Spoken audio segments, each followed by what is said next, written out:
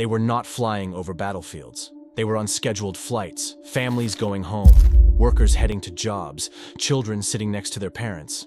And then a missile locked on. Over the past 50 years, military forces have shot down civilian airliners at least 9 times, killing more than 1,400 people. Some were mistakes, some were not. This is the history no airline wants you to remember. Subscribe, and let's begin.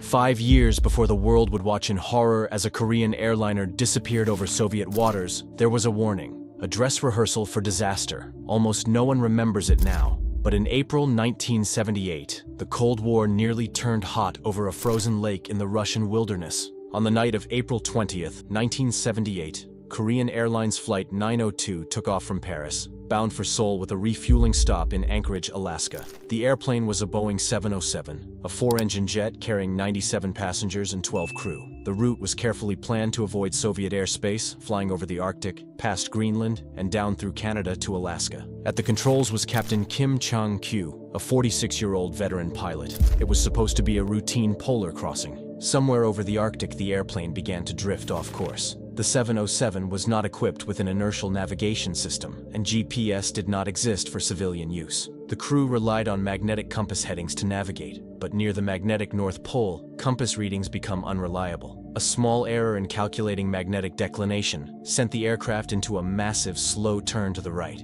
Instead of heading toward Alaska, Flight 902 curved southeast toward Scandinavia, and then directly into Soviet airspace. The crew did not realize their mistake. They had no idea they were flying over one of the most sensitive military regions on Earth, the Kola Peninsula, home to Soviet nuclear submarines, missile installations, and naval bases. Soviet radar picked up the intruder 400 kilometers from their territorial waters. At first, they assumed it was one of their own naval aircraft returning from a mission. Then they thought it might be an American reconnaissance plane probing their defenses. 2 Sukhoi Su-15 interceptors were scrambled from Afrikanda Air Base near Murmansk. The lead pilot was Captain Alexander Bosov.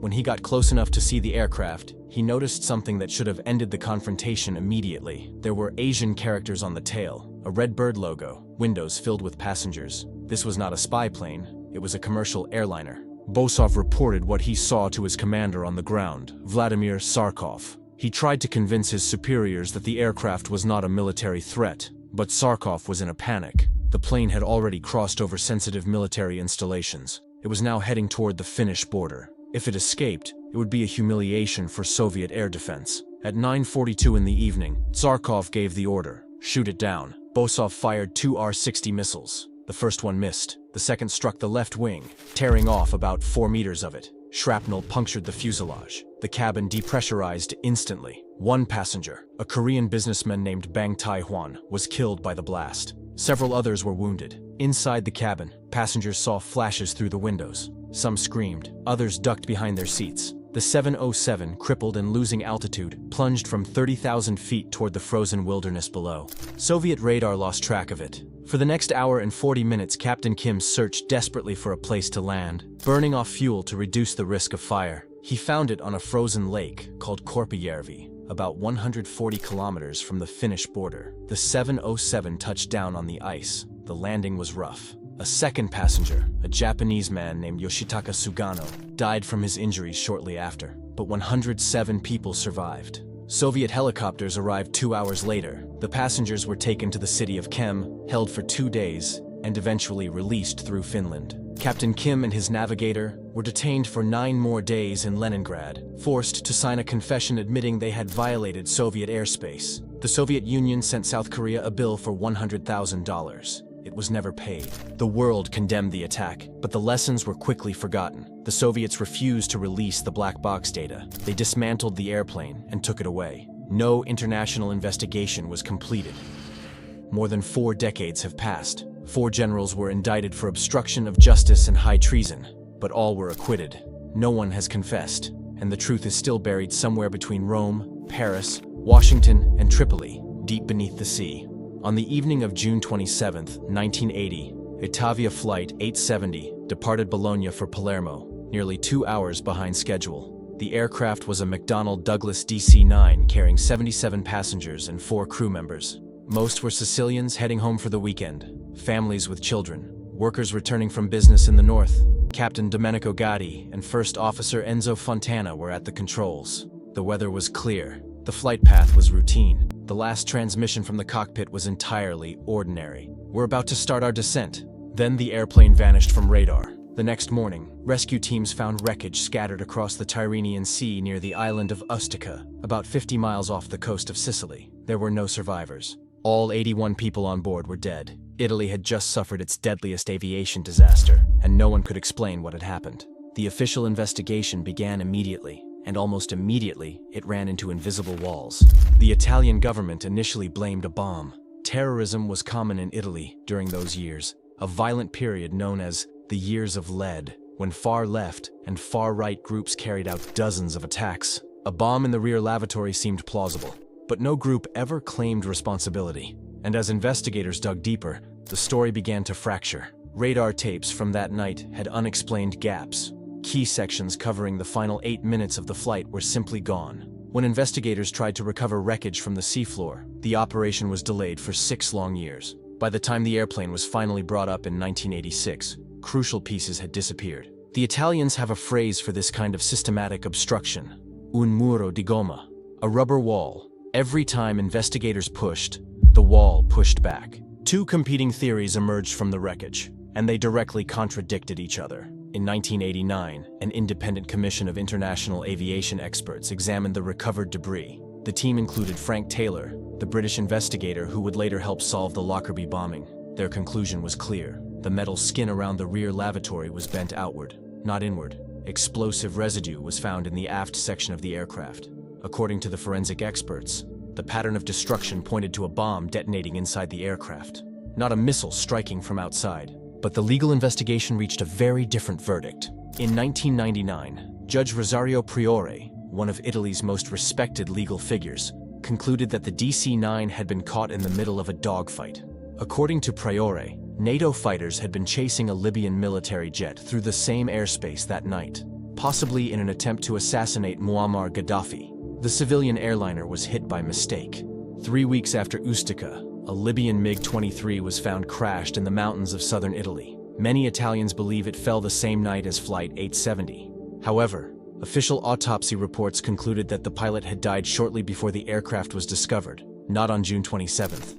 The connection remains fiercely debated to this day. In 2008, former Italian President Francesco Cossiga made a stunning claim. He said the plane was shot down by a French missile during a failed assassination attempt on Gaddafi. In 2023, former Prime Minister Giuliano Amato repeated the accusation and demanded that French President Macron apologize to the Italian people. France has never responded. Italian civil courts later ruled that the state had failed to protect its airspace. The government was ordered to pay compensation to the victims' families. The court found the missile theory probable, but probable is not the same as proven. While politicians pointed to missiles, forensic scientists pointed to a bomb. This massive contradiction is exactly why the mystery surrounding Ustica has never been solved. Today, the reassembled wreckage of the DC-9 hangs suspended in a museum in Bologna. Artist Christian Boltanski designed the installation. 81 lights pulse slowly above the fuselage, one for each person who died. 81 black mirrors surround the wreckage, reflecting nothing. 81 speakers whisper phrases impossible to understand. Was it a bomb planted by terrorists during the Years of Lead? Or was the airliner caught in the crossfire of a secret NATO operation gone wrong? After more than 45 years, neither theory has been definitively proven. The 81 people who boarded that flight in Bologna have become symbols of something darker than a single tragedy. The cost of secrets kept between allies, the gap between forensic science and political narrative, and the deafening silence that follows when governments decide the truth is too complicated to reveal. In Bologna, the lights keep pulsing. 81 hearts that stopped beating. 81 questions that remain unanswered. Some tragedies are never solved. They are only remembered. They posted the evidence themselves, then they tried to delete it. On July 17, 2014, at 5:50 p.m. Moscow time, a message appeared on VKontakte, Russia's version of Facebook. It came from a page associated with Igor Girkin, the Russian military commander leading pro-Moscow separatists in eastern Ukraine. "In the area of Torres, we just shot down an AN-26 airplane," the post read. "We warned you, do not fly in our sky." Attached were 2 videos showing black smoke rising from a field. The separatists were celebrating. They thought they had destroyed a Ukrainian military transport. They were wrong. What fell from the sky that afternoon was Malaysia Airlines flight MH17, a Boeing 777 carrying 298 people from Amsterdam to Kuala Lumpur. Among them were 193 Dutch citizens, 43 Malaysians, 27 Australians, and 80 children. They included AIDS researchers heading to a conference in Melbourne, a Dutch senator traveling with his wife and daughter, and entire families setting out on summer vacation. Within an hour, the separatists realized their mistake. Gherkin's post vanished. A new message appeared claiming the rebels lacked weapons capable of hitting aircraft at cruising altitude. But the internet never forgets. Screenshots had already spread across social media.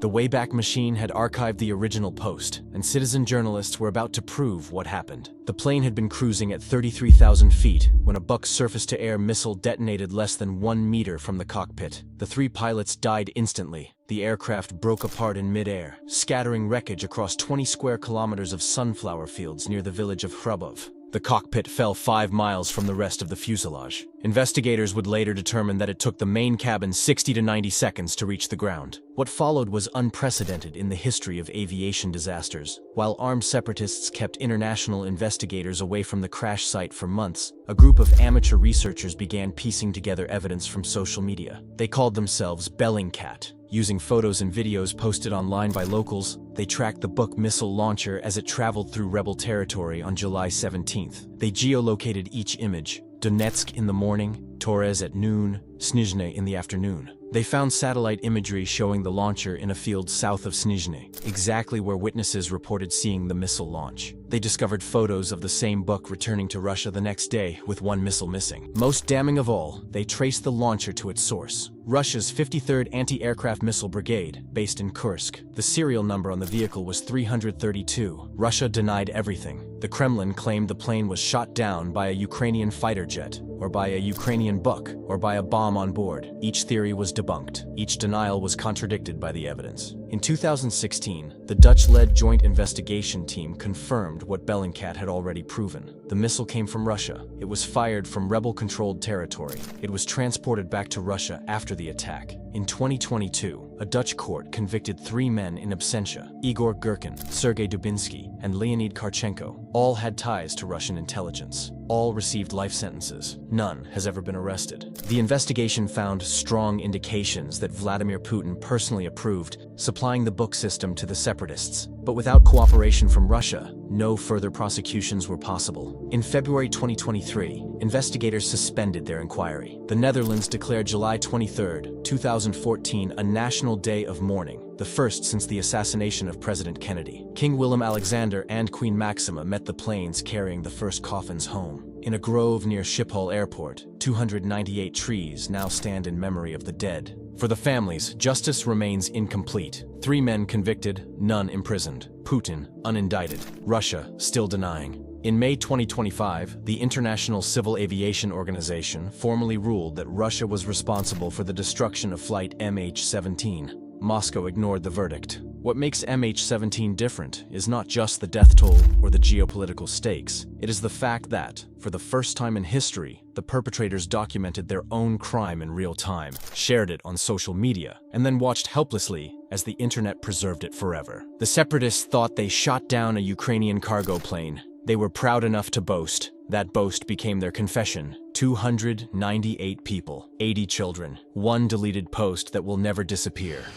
5 years earlier, the Soviets had shot a Korean airliner out of the sky and let most of the passengers live. This time, they would not make the same mistake. In the early hours of September 1st, 1983, Korean Airlines Flight 007 was somewhere it should never have been. The Boeing 747 had departed Anchorage for Seoul with 269 people on board, including a United States congressman named Larry McDonald. The flight plan called for a route well clear of Soviet territory. Instead, the jumbo jet drifted more than 200 miles off course and flew directly over some of the most sensitive military airspace on Earth, the Kamchatka Peninsula, and Sakhalin Island, home to Soviet missile bases, submarine ports, and early warning radar stations. The Cold War in 1983 had reached a level of tension not seen since the Cuban Missile Crisis. President Ronald Reagan had called the Soviet Union an evil empire. Moscow believed Reagan was preparing a nuclear first strike. Soviet intelligence had launched a secret program called Ryan to detect signs of an American sneak attack. Every radar blip was suspect. Every unidentified aircraft was a potential threat. When Flight 007 appeared on Soviet radar, ground controllers assumed the worst. An American RC-135 reconnaissance plane had been flying in the same area earlier that night.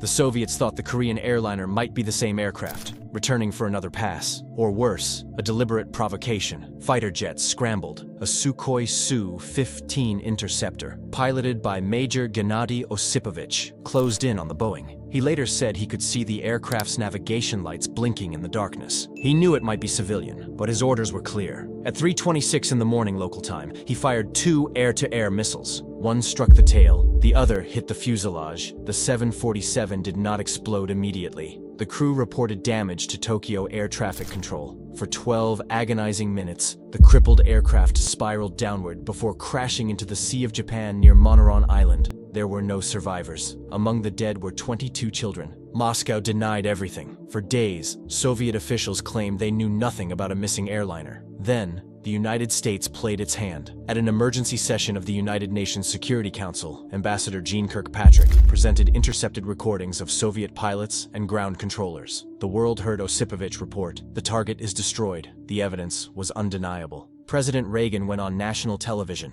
In a speech watched by tens of millions, he called the shootdown a massacre and a crime against humanity. He accused the Soviet Union of turning against the world and the moral precepts which guide human relations among people everywhere. The rhetoric was sharp, deliberate, and effective. Anti-Soviet sentiment surged across the West. The Soviets eventually admitted they had shot down the plane, but they refused to apologize. They claimed Flight 007 had been on a spy mission, that the crew had deliberately ignored warnings, that the United States had orchestrated the intrusion to test Soviet defenses. None of these claims were ever substantiated. The black box, secretly recovered by Soviet divers weeks after the crash, was hidden from the world until 1992. The political fallout was immense. Reagan used the tragedy to push through massive increases in military spending. Pershing II nuclear missiles were deployed in West Germany, despite massive protests. The scheduled summit between Secretary of State George Shultz and Soviet Foreign Minister Andrei Gromyko ended in bitter recriminations. Later that year, a NATO exercise called Able Archer 83 nearly triggered a Soviet nuclear alert when Moscow interpreted it as preparation for a real attack. But the disaster also produced one lasting change that affects nearly every person alive today. Reagan ordered the American military to make its satellite navigation system, the Global Positioning System, available for civilian use. The navigational errors that sent Flight 007 into Soviet airspace would never be repeated. Today, GPS is in every smartphone, every car, every aircraft cockpit on Earth. 269 people died because a 747 drifted off course into the wrong piece of sky. Their deaths brought the world closer to nuclear war than it had been in 2 decades, and their legacy now sits in your pocket, guiding you home. I just want to get out of this mess. Those were the last known words of Pedram Mousavi, a Canadian professor texting a friend as his plane sat on the tarmac in Tehran, an hour behind schedule. It was 6:12 a.m. local time on January 8, 2020. Above him, Iranian missiles had just finished raining down on American bases in Iraq. The Revolutionary Guard was on high alert, waiting for retaliation. And somewhere in the darkness outside the airport, a surface-to-air missile battery was looking at the sky. Flight PS-752 lifted off from Imam Khomeini International Airport bound for Kyiv. The Boeing 737-800 carried 176 people. Students returning to Canadian universities after winter break. Newlyweds, doctors, engineers, entire families with small children. 55 were Canadian citizens. 30 more were permanent residents. Most were Iranian Canadians, caught between 2 worlds, flying home through a war zone that had just ignited. 3 minutes after takeoff, 2 Tor M1 missiles struck the aircraft. The operator who fired them had 45 seconds to evaluate the target. He used 10. He saw a blip on his radar and decided it was an American cruise missile. He did not check the altitude. He did not check the speed. He did not check the civilian transponder code. He did not call his commanding officer. He fired. The first missile detonated near the cockpit. 13 seconds later, the second struck. The aircraft fell in flames 8 kilometers southeast of the airport.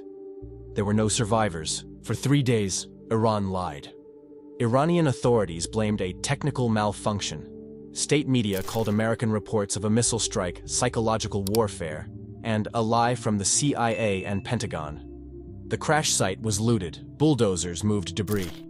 Evidence vanished. But the internet worked faster than the cover-up. On January 9th, a security camera video surfaced, showing a bright flash in the night sky, the unmistakable signature of a missile impact. The New York Times verified it. Then a second video emerged, showing 2 missiles, fired 30 seconds apart, both hitting the plane. Canadian Prime Minister Justin Trudeau announced that intelligence from multiple sources confirmed what the videos showed. On January 11th, 3 days after the crash, General Amir Ali Hajizadeh of the Revolutionary Guard's Aerospace Force appeared on state television. "When I learned about the downing," he said, "I wished I was dead." The admission broke something in Iran. In Tehran, students poured into the streets. They refused to walk on American and Israeli flags painted on the ground, the regime's usual propaganda. Instead, they tore down posters of Qasem Soleimani, the general whose assassination had started the crisis. "Our enemy is right here," they chanted. "They lie to us when they say it's America." The regime's security forces fired on protesters. They arrested family members of the victims to silence them. They refused to release the black boxes for months. When Iran finally issued its accident report in March 2021, it blamed human error by a single missile operator, providing no credible explanation for how a civilian airliner climbing on a scheduled departure could be mistaken for an incoming cruise missile. Canada's forensic investigation found the explanation potentially contrived to mislead. A UN human rights expert called it inconsistent and noted that basic fail-safe procedures had been ignored. An Ontario court ruled in 2022 that the shoot-down was an intentional act of terrorism. The dead included a 10-year-old girl named Rira Esmailian, traveling with her mother, Parisa. Her father, Hamed, a dentist in Ontario, survived only because he stayed behind. He has since devoted his life to seeking justice, leading the victims' families through 28,000 hours of volunteer work, protests, and legal battles. "This is too much on the shoulders of a grieving person," he said. But he refused to stop. In April 2023, Iran announced that 10 Revolutionary Guard members had been convicted. The missile battery commander received 13 years. Others got 1 to 3. Their names were never released. No senior official was held accountable. No explanation was given for why. On a night when Iranian missiles were flying toward Iraq and American retaliation was expected, civilian aircraft were still allowed to take off from Tehran. As of January 2025, 5 years after the tragedy, Canada, Sweden, Ukraine, and the United Kingdom are pursuing Iran before the International Court of Justice. Iran has ignored every demand for transparency. The families are still waiting for answers. 176 people boarded that flight in the pre-dawn darkness, trying to get out of a mess that was not theirs. Students going back to school, newlyweds starting their lives, children who would never grow up. They trusted that their plane would be safe. 3 minutes was all they had.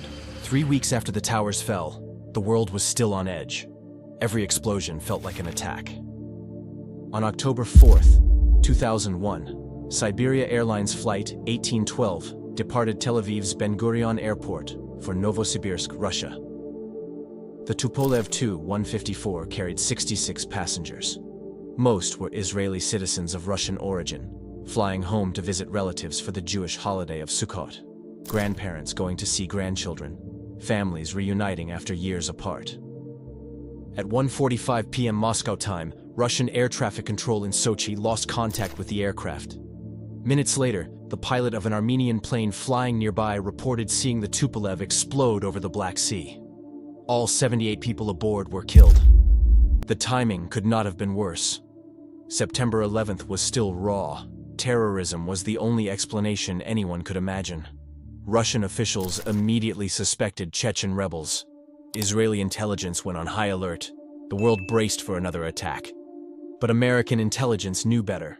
Within hours, the National Security Agency detected something the Russians and Ukrainians had missed: the signature of a surface-to-air missile launch from the Crimean Peninsula. The Americans told both governments what had happened. At that moment, joint Ukrainian-Russian military exercises were underway at Cape Opuk, near the city of Kerch in Crimea. Ukrainian forces had fired an S-200 missile at a target drone. The drone was destroyed by a different missile, but the S-200 kept flying.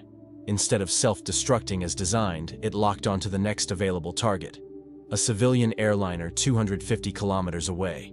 The missile detonated 15 meters above the Tupolev, shredding it with shrapnel. Ukraine denied everything.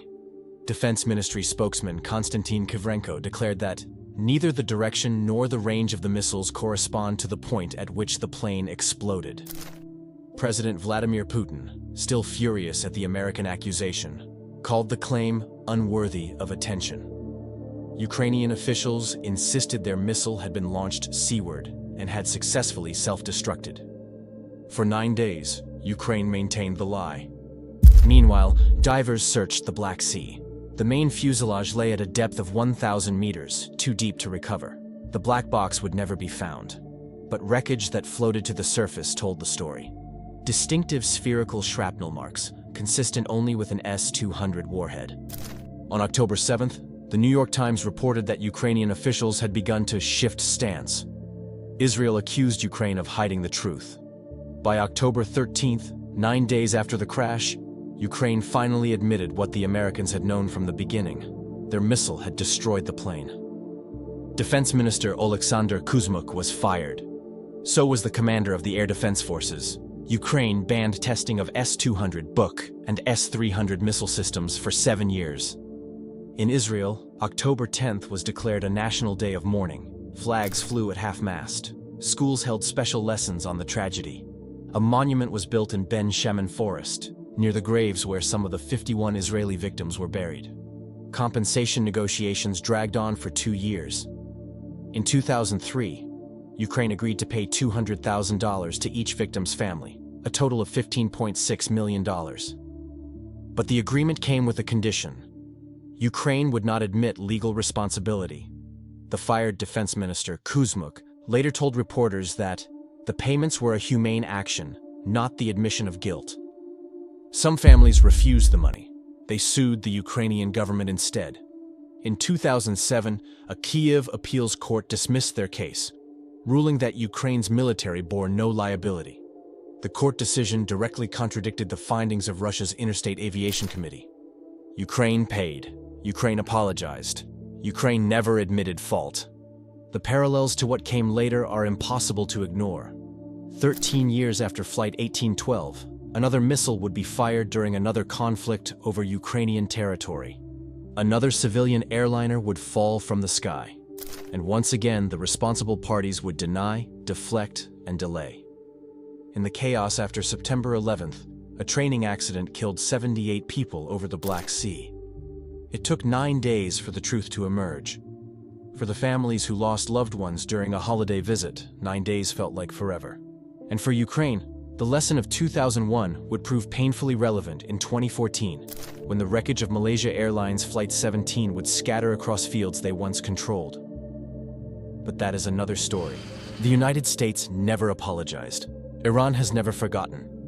On the morning of July 3, 1988, the guided missile cruiser USS Vincennes was hunting Iranian gunboats in the Strait of Hormuz.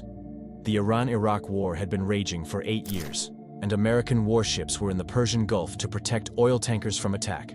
Captain William C. Rogers III had a reputation for aggressiveness. His crew called the ship Robo-Cruiser. That morning, he had chased Iranian speedboats into Iranian territorial waters, ignoring orders to break off. His forward gun had jammed. His ship was heeling hard in a turn. And somewhere in the Combat Information Center, someone was about to make a mistake that would kill 290 people. At 9:47 local time, Iran Air Flight 655 lifted off from Bandar Abbas, a joint military-civilian airport on the Iranian coast.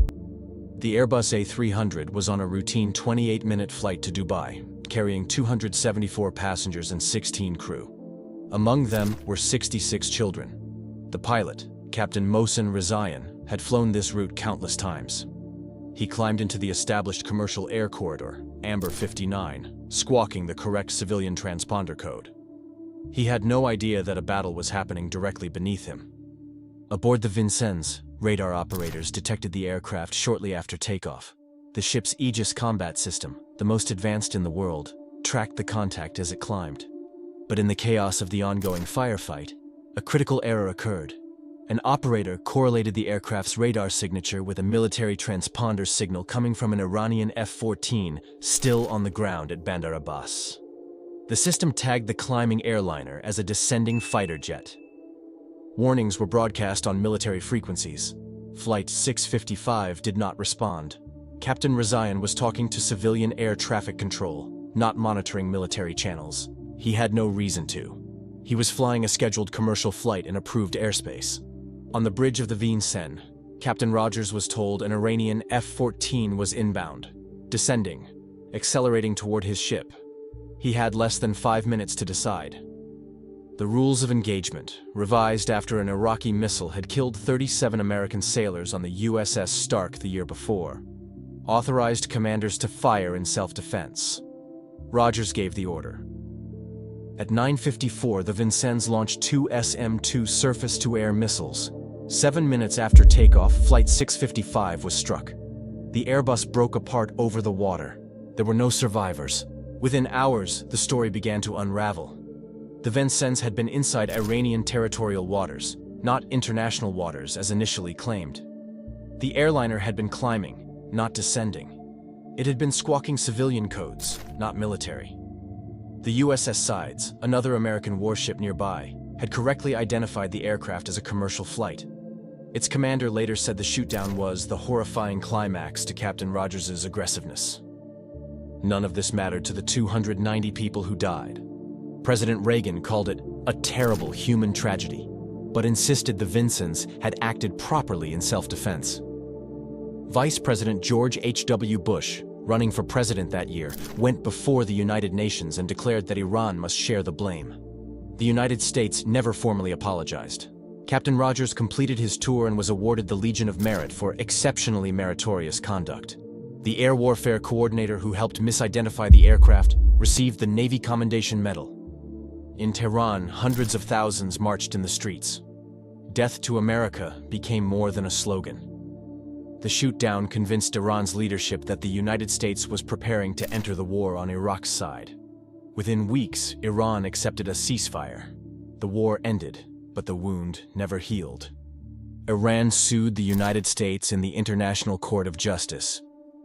In 1996, the two countries reached a settlement, $61.8 million in compensation to the victims' families. The United States expressed deep regret, but admitted no wrongdoing. To this day, Iranian leaders invoke Flight 655 as proof of American hostility. When President Trump threatened to strike 52 Iranian sites in 2020, President Rouhani responded with a single number, 290. Every Iranian knows what it means. It remains the deadliest shootdown of a civilian airliner in history. 290 dead, 66 of them children. An Airbus climbing through approved airspace on a clear summer morning, 7 minutes from landing, destroyed by a ship that was never supposed to be there. The United States called it a tragic accident. Iran called it murder. 37 years later, they still cannot agree on what to call it. And that disagreement has shaped everything that came after. 9 incidents, 5 decades, 2,159 dead. They were students flying home for the holidays, families visiting relatives, AIDS researchers heading to a conference, children who never learned what a missile was. Every shootdown followed the same pattern. A military operator made a decision in seconds. Governments denied for days. The truth emerged in months. Justice took years, if it came at all. Some pilots were decorated, some generals were promoted, some presidents never apologized. And in Russia, in Iran, in courtrooms from The Hague to Kyiv, the men who gave the orders have never spent a day in prison. We tell ourselves these were accidents, tragic errors, the fog of war. But the pattern tells a different story. When tensions rise, when fingers hover over buttons, when the pressure to shoot first and ask questions later overwhelms the duty to be certain, civilians die. The sky was never as safe as we believed. These 9 flights carried ordinary people who trusted that someone, somewhere, was watching out for them. They boarded planes the way we all do, thinking about what awaited them on the other side. They deserved to arrive. Remember them.